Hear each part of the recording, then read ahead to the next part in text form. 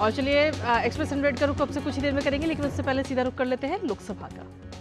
जिन्होंने मेरे प्रति विश्वास व्यक्त किया उसके लिए भी मैं आपका आभारी हूं। ये 18वीं लोकसभा में दुनिया का सबसे बड़ा लोकतंत्र का उत्सव, और उत्सव में भौगोलिक विविधताएं, प्रतिकूल मौसम, अन्य चुनौतियों के बाद भी जिस सक्रियता से 64 करोड़ ज्यादा से मतदाताओं ने भाग लिया, मैं सदन की ओर से उनको और देश की जनता को के प्रति भी आभार व्यक्त करता हूं। मैं निर्वाचन आयोग, जिसने निष्पक्ष, निर्बाध एवं पारदर्शी तरीके से निर्वाचन प्रक्रिया संपन्न कराई, दूर दराज के इलाके में एक मत को भी मतदान करने के लिए जो उन्होंने प्रयास किया, उसके लिए मैं निर्वाचन आयोग को धन्यवाद देता हूं। माननीय प्रधानमंत्री नरेंद्र मोदी जी के नेतृत्व में लगातार तीसरी बार एनडीए की सरकार बनी है।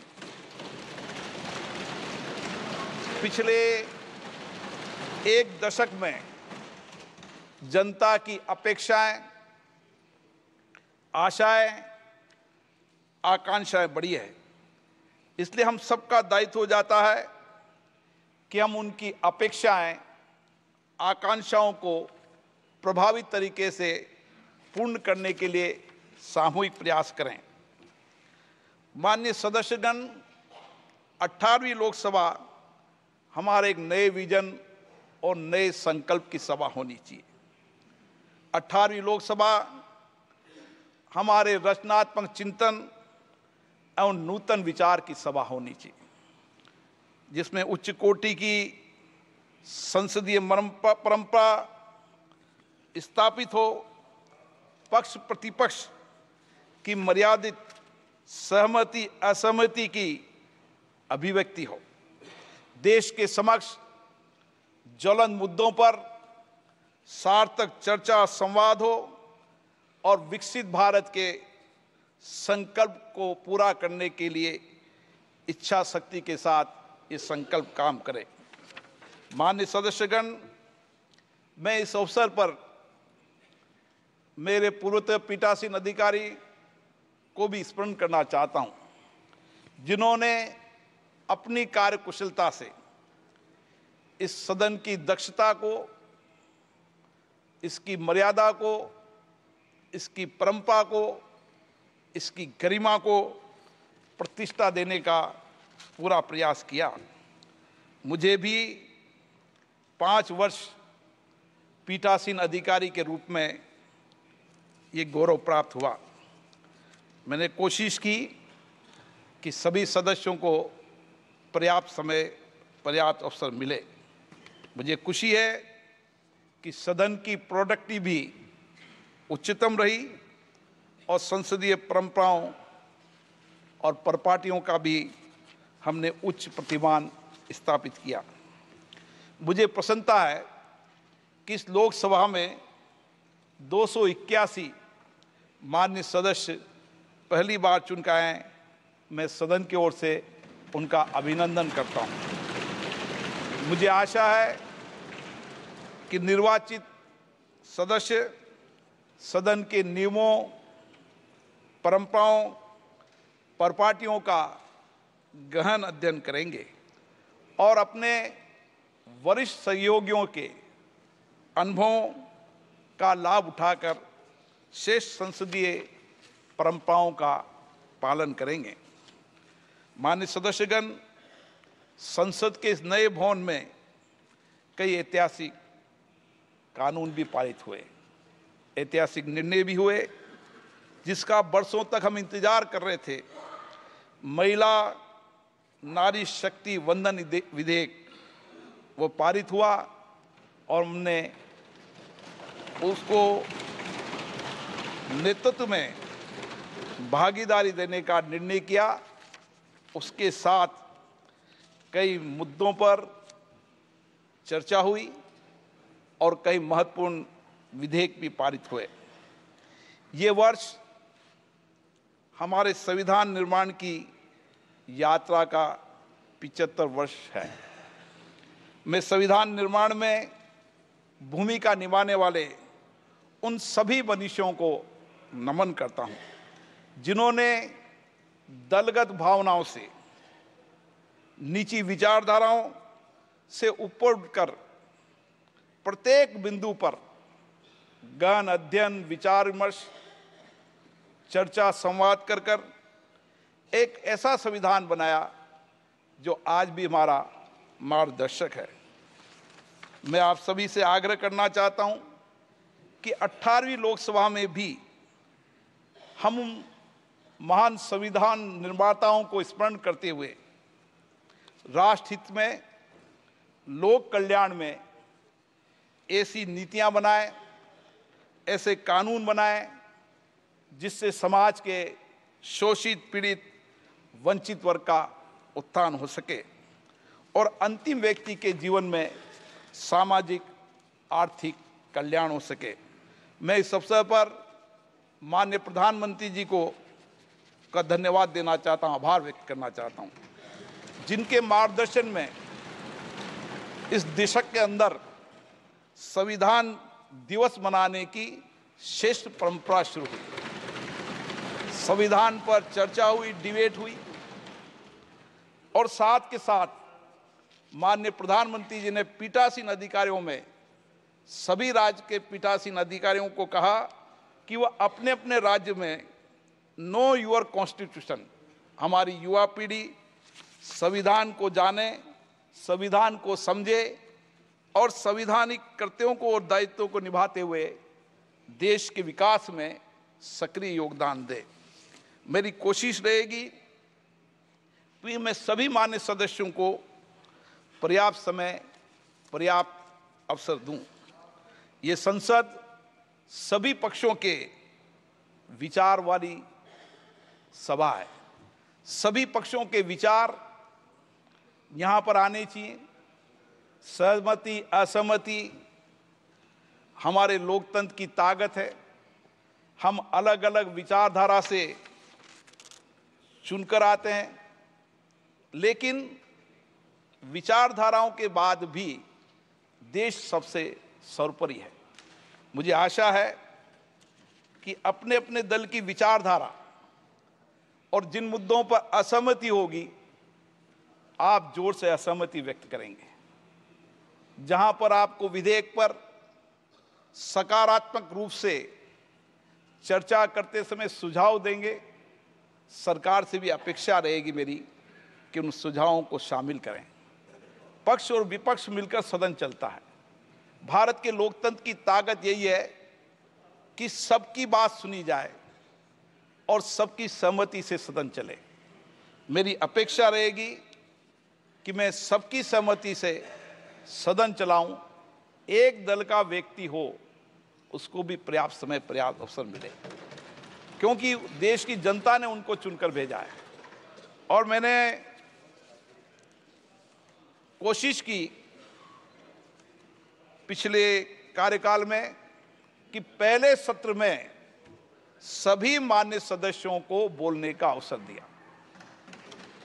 जो मान्य सदस्य नहीं बोलना चाहते थे उनको भी आग्रहपूर्वक बुलाया और उन्होंने अपनी बात को रखी। मैं कोशिश करूंगा कि उसी भावनाओं से आप सबका मत, विचार सदन में आए और मैं निष्पक्ष रूप से सदन का संचालन कर सकूं। लेकिन मेरी अपेक्षा रहेगी कि निर्बाध रूप से सदन चले, ये मेरी आपसे अपेक्षा रहेगी। हम सब लोग यहाँ पर चुनकर आते हैं और जनता की बहुत अपेक्षाओं से चुनकर आते हैं। इसलिए मैं बार बार आग्रह करता हूं कि सदन में गतिरोध नहीं होना चाहिए।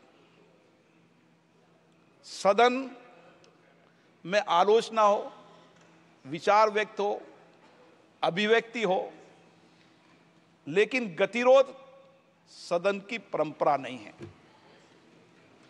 बेल में आना सदन की परंपरा नहीं है।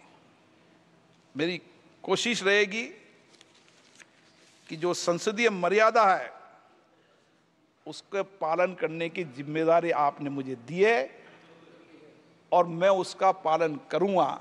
मैं कभी माननीय सदस्यों के खिलाफ कोई कार्रवाई नहीं करना चाहता, लेकिन आप सब भी ये चाहते हैं कि सदन की उच्च कोटि परंपरा प्रपाटियां लागू रहे। इसके लिए मुझे कठोर निर्णय लेने पड़ते हैं। मेरी इस 18वीं लोकसभा में अपेक्षा रहेगी कि हम सब लोग बहुत अच्छा संवाद करें, उच्च कोटि की संवाद करें, चर्चा करें। जैसा इस सदन की परंपरा रही है कि यहाँ पर उच्च कोटि की संवाद चर्चा हुई है, मेरी कोशिश रहेगी कि उसी तरीके की चर्चा संवाद हो, क्योंकि संसद में विरोध और सड़क के विरोध में अंतर होना चाहिए। हमें जनता ने चुनकर भेजा है संसद के लिए, इसलिए मेरी अपेक्षा रहेगी कि हम विरोध के तरीके को संसद की मर्यादा के अनुरूप अपनाएं। पुनः मैं सभी मान्य सदस्यों का आभार व्यक्त करता हूं और विशेष रूप से आग्रह करता हूं कि लोकतंत्र और सदन के गौरव बढ़ाने के लिए आप सब सामूहिक प्रयास करेंगे। हमें लोक सेवा का जो अवसर दिया है उसका अधिकतम उपयोग करेंगे। मैं 18वीं लोकसभा के इस अंतरिम काल के सदन की कार्रवाई के सुचारू संचालन के लिए हमारे माननीय प्रोटेम स्पीकर श्री भर्तृहरि मेहताब जी, सभापति तालिका के सदस्य माननीय राधा मोहन सिंह जी एवं फंगन सिंह जी कुलस्ते का भी आभार व्यक्त करता हूं। मैं लोकसभा के महासचिव, सचिवालय के सभी कर्मचारियों की समर्पित सेवा के लिए उनको धन्यवाद देता हूं और मैं आशा करता हूं जो विचार आपने व्यक्त किए हैं हम सब मिलकर इस 18वीं लोकसभा की सदन की गरिमा और प्रतिष्ठा को बढ़ाएंगे। धन्यवाद। जय हिंद।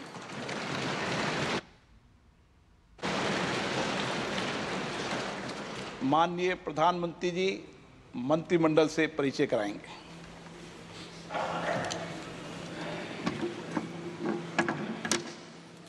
माननीय अध्यक्ष महोदय, मैं आपकी अनुमति से आपसे और आपके माध्यम से इस सम्मानित सदन से अपने मंत्रिपरिषद के सहयोगियों का परिचय कराना चाहता हूं। श्री राजनाथ सिंह, रक्षा मंत्री, श्री अमित शाह, गृह मंत्री और सहकारिता मंत्री, श्री नितिन गडकरी, सड़क परिवहन और राजमार्ग मंत्री, Shri Jagat Prakash Nadda, health and family welfare मंत्री और केमिकल्स एंड फर्टिलाइजर मंत्री, श्री शिवराज सिंह चौहान, कृषि एवं किसान कल्याण मंत्री और ग्रामीण विकास मंत्री, श्रीमती निर्मला सीतारमण, वित्त मंत्री और कॉरपोरेट कार्य मंत्री, डॉक्टर सुब्रमण्यम जयशंकर, विदेश मंत्री, Shri Manohar Lal, housing and urban affairs मंत्री और विद्युत मंत्री, Shri HD Kumaraswamy, heavy industries मंत्री और इस्पात मंत्री, श्री पीयूष गोयल, वाणिज्य एवं उद्योग मंत्री, श्री धर्मेंद्र प्रधान, शिक्षा मंत्री, Shri Jitan Ram Manjhi, micro, small and medium enterprises मंत्री, श्री राजीव रंजन सिंह उर्फ ललन सिंह जी, पंचायती राज मंत्री और मत्स्य पालन, पशुपालन और डेयरी मंत्री, Shri Sarbananda Sonowal, ports, shipping and waterways मंत्री, doctor Virendra Kumar, social justice and empowerment मंत्री, श्री किंजरापू राम मोहन नायडू, सिविल एविएशन मंत्री, Shri Pralhad Joshi, consumer affairs, food and public distribution मंत्री और न्यू एंड रिन्यूएबल एनर्जी मंत्री। श्री जुएल ओराम, जनजातीय कार्य मंत्री। श्री गिरिराज सिंह, वस्त्र मंत्री। श्री अश्विनी वैष्णव, रेल मंत्री, सूचना एवं प्रसारण मंत्री और इलेक्ट्रॉनिक्स एंड इंफॉर्मेशन टेक्नोलॉजी मंत्री। श्री ज्योतिरादित्य एम सिंधिया, संचार मंत्री और उत्तर पूर्वी क्षेत्र विकास मंत्री। श्री भूपेंद्र यादव, पर्यावरण, वन और जलवायु परिवर्तन मंत्री। श्री गजेंद्र सिंह शेखावत, संस्कृति मंत्री और पर्यटन मंत्री। श्रीमती अन्नपूर्णा देवी, महिला एवं बाल विकास मंत्री। श्री किरेन रिजिजू, संसदीय कार्य मंत्री और माइनॉरिटी अफेयर्स मंत्री। श्री हरदीप सिंह पुरी, पेट्रोलियम एवं प्राकृतिक गैस मंत्री। डॉक्टर मनसुख मांडविया, श्रम एवं रोजगार मंत्री और यूथ अफेयर्स एंड स्पोर्ट्स मंत्री। श्री जी किशन रेड्डी, कोयला मंत्री और खान मंत्री। Shri Chirag Paswan, food processing industries मंत्री। श्री सी आर पाटिल, जल शक्ति मंत्री। राज्य मंत्री स्वतंत्र प्रभार। Shri Rao Inderjit Singh, statistics and programme implementation मंत्रालय के राज्य मंत्री स्वतंत्र प्रभार। योजना मंत्रालय के राज्य मंत्री स्वतंत्र प्रभार और संस्कृति मंत्रालय में राज्य मंत्री। Doctor Jitendra Singh, science and technology मंत्रालय के राज्य मंत्री स्वतंत्र प्रभार। अर्थ साइंस मंत्रालय के राज्य मंत्री स्वतंत्र प्रभार। प्रधानमंत्री कार्यालय में राज्य मंत्री। कार्मिक, लोक शिकायत और पेंशन मंत्रालय में राज्य मंत्री। परमाणु ऊर्जा विभाग में राज्य मंत्री और अंतरिक्ष विभाग में राज्य मंत्री। श्री अर्जुन राम मेघवाल, विधि और न्याय मंत्रालय के राज्य मंत्री स्वतंत्र प्रभार और संसदीय कार्य मंत्रालय में राज्य मंत्री। श्री जाधव प्रतापराव गणपतराव, आयुष मंत्रालय के राज्य मंत्री स्वतंत्र प्रभार और हेल्थ एंड फैमिली वेलफेयर मंत्रालय में राज्य मंत्री। Shri Jayant Chaudhary, skill development and entrepreneurship मंत्रालय के राज्य मंत्री स्वतंत्र प्रभार और शिक्षा मंत्रालय में राज्य मंत्री।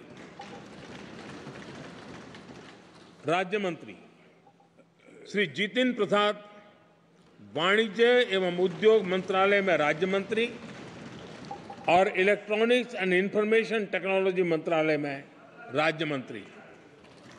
श्री श्रीपद यशो नाइक, विद्युत मंत्रालय में राज्य मंत्री और न्यू एंड रिन्यूएबल एनर्जी मंत्रालय में राज्य मंत्री।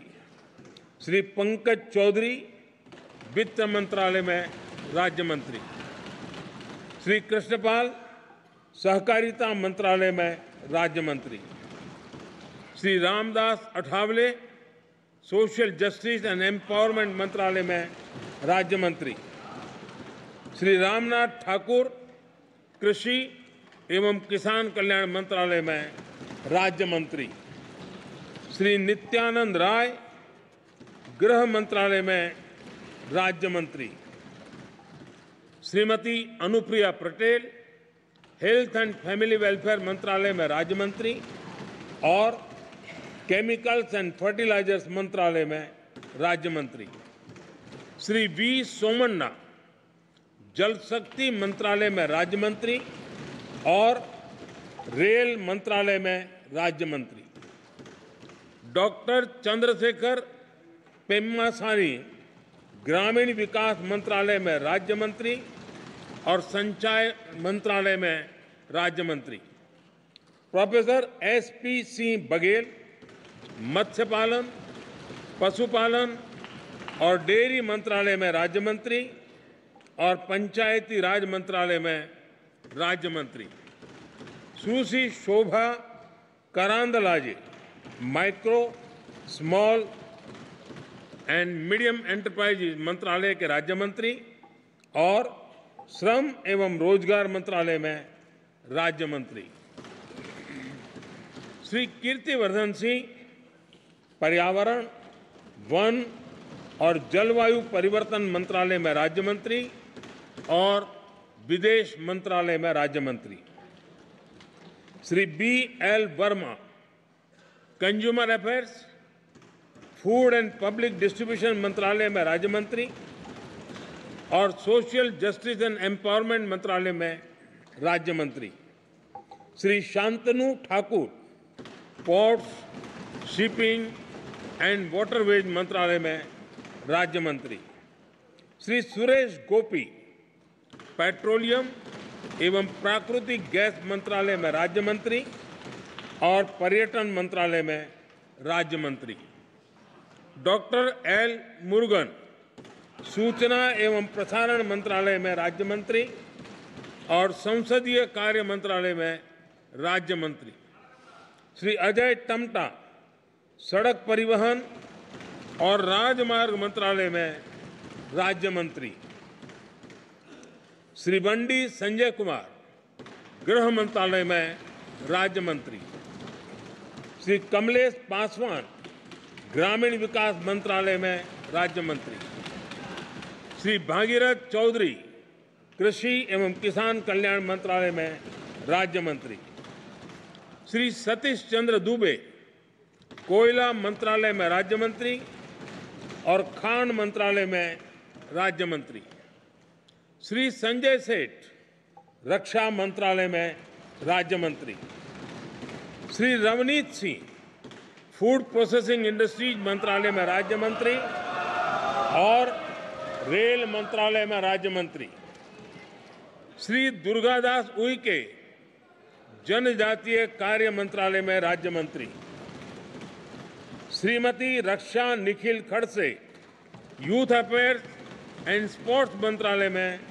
राज्य मंत्री, श्री सुकांत मजूमदार शिक्षा मंत्रालय में राज्य मंत्री और उत्तर पूर्वी क्षेत्र विकास मंत्रालय में राज्य मंत्री, श्रीमती सावित्री ठाकुर महिला एवं बाल विकास मंत्रालय में राज्य मंत्री, Shri Tokhan Sahu housing and urban affairs मंत्रालय में राज्य मंत्री, श्री राजभूषण चौधरी जल शक्ति मंत्रालय में राज्य मंत्री, श्री भूपति राजू श्रीनिवास वर्मा हैवी इंडस्ट्रीज मंत्रालय में राज्य मंत्री और इस्पात मंत्रालय में राज्य मंत्री, श्री हर्ष मल्होत्रा कॉरपोरेट कार्य मंत्रालय में राज्य मंत्री और सड़क परिवहन और राजमार्ग मंत्रालय में राज्य मंत्री,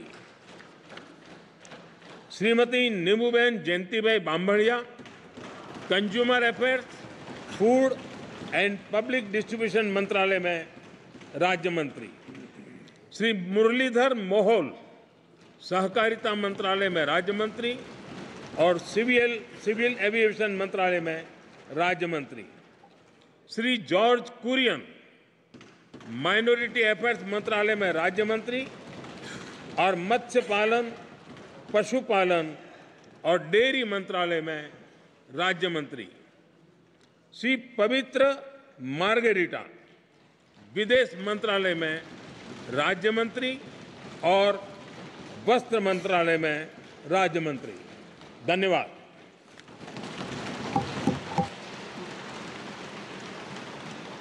माननीय सदस्यगण, ये सदन 1975 में देश में आपातकाल इमरजेंसी लगाने के निर्णय की कड़े शब्दों में निंदा करता है।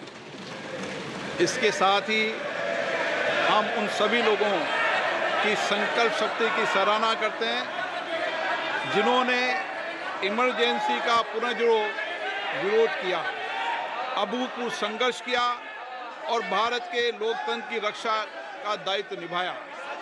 भारत के इतिहास में 25 जून 1975 के उस दिन को हम हमेशा काले अध्याय के रूप में जाना जाएगा। इस दिन तत्कालीन प्रधानमंत्री श्रीमती इंदिरा गांधी ने देश में इमरजेंसी लगाई और बाबा साहब अम्बेडकर द्वारा निर्मित संविधान पर प्रचंड प्रहार किया था। भारत की पहचान पूरी दुनिया में लोकतंत्र की जननी के तौर पर है। भारत में हमेशा लोकतांत्रिक मूल्यों और वाद संवाद का समर्थन हुआ, हमेशा लोकतांत्रिक मूल्यों की सुरक्षा की, उन्हें हमेशा प्रोत्साहित किया गया। ऐसे भारत पर श्रीमती इंदिरा गांधी द्वारा तानाशाही थोप दी गई, भारत के लोकतांत्रिक मूल्यों को कुचला गया और अभिव्यक्ति की आज़ादी का गला घोटा गया। इमरजेंसी के दौरान भारत के नागरिकों के अधिकार नष्ट कर दिए गए, नागरिकों से उनकी आज़ादी छीन ली गई। ये वह दौर था जब विपक्ष के नेताओं को जेल में बंद कर दिया गया, पूरे देश को जेल खाना बना दिया गया। तब की तानाशाही सरकार ने मीडिया पर अनेक पाबंदियां लगा दी गई थी, न्यायपालिका की स्वतंत्रता पर अंकुश लगा दिया गया था। इमरजेंसी का वह समय हमारे देश के इतिहास में अन्याय काल का एक काला खंड था। आपातकाल इमरजेंसी लगाने के बाद उस समय कांग्रेस सरकार ने कई ऐसे निर्णय किए जिन्होंने हमारे संविधान की भावनाओं को कुचलने का काम किया। क्रूर और निर्दयी maintenance of internal secretary act Misa में बदलाव करके कांग्रेस पार्टी ये सुनिश्चित किया कि हमारी अदालतें मीसा के तहत गिरफ्तार लोगों को न्याय नहीं दे पाए। मीडिया को सच लिखने से रोकने के लिए parliament president production of publication refill act, press council refill act और prevention of publication of objectionable matter act लाए गए। इस काले खंड में संविधान में 38वां, 49वां, 40वां, 41वां, 42वां संविधान संशोधन किया गया। कांग्रेस सरकार द्वारा किए गए संशोधन का लक्ष्य था सारी शक्तियां एक व्यक्ति के पास आ जाए, न्यायपालिका पर नियंत्रण हो, संविधान के मूल सिद्धांत खत्म किए जा सके।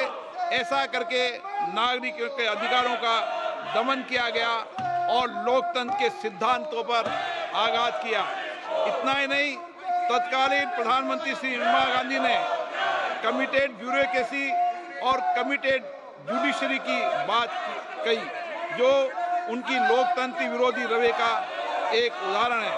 इमरजेंसी अपने साथी ऐसे असामाजिक और तानाशाही की भावना से भयंकर चुनौतियों को लेकर आई, जिसने गरीबी, दलित और वंचितों को तबाह कर दिया।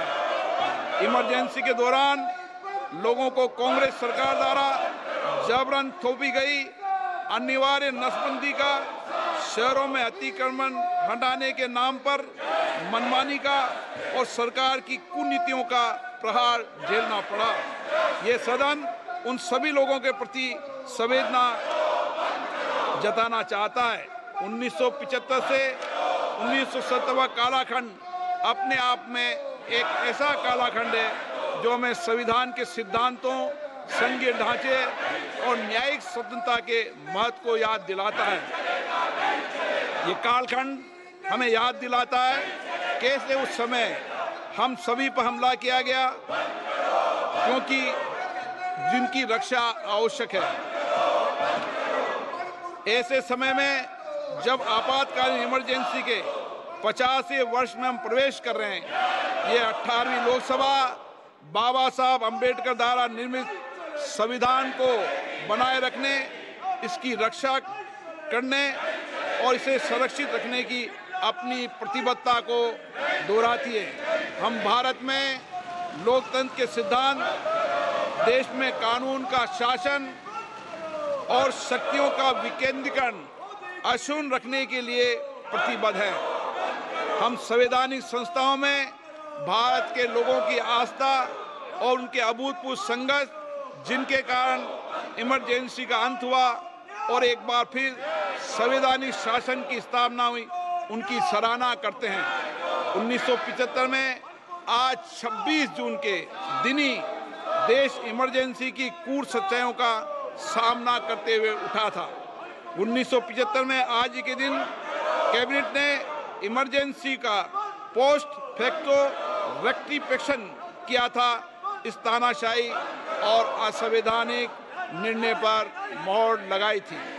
इसलिए हमारी संसदीय प्रणाली अनगिनत बलिदानों के बाद मिली दूसरी आज़ादी के प्रति अपनी प्रतिबद्धता को दोहराने के लिए आज के प्रस्ताव किया जाना आवश्यक है।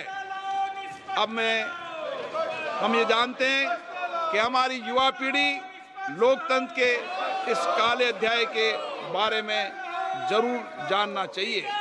इमरजेंसी के दौरान गैर कानूनी गिरफ्तारियां, सरकारी प्रताड़ना के चलते अनगिनत लोगों को यातनाएं सहनी पड़ी थी। उनके परिवार उनको असमित कष्ट उठाना पड़ा था। इमरजेंसी ने भारत के कितने नागरिकों का जीवन तबाह कर दिया था, कितने लोगों की मृत्यु हो गई थी। इमरजेंसी के इस काले खंड में कांग्रेस की तानाशाह सरकार के हाथों अपनी जान गंवाने वाले भारत के ऐसे कर्तव्यनिष्ठ और देश में प्रेम करने वाले नागरिकों की स्मृति में हम सब 2 मिनट का मौन रखते हैं।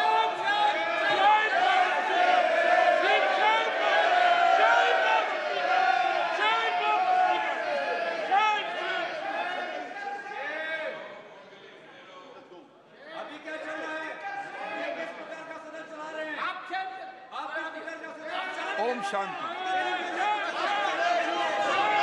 सभा की कार्रवाई गुरुवार दिनांक 27 जून 2024 को राष्ट्रपति के अभिभाषण की समाप्ति के आधे घंटे के पश्चात के लिए स्थगित की जाती है।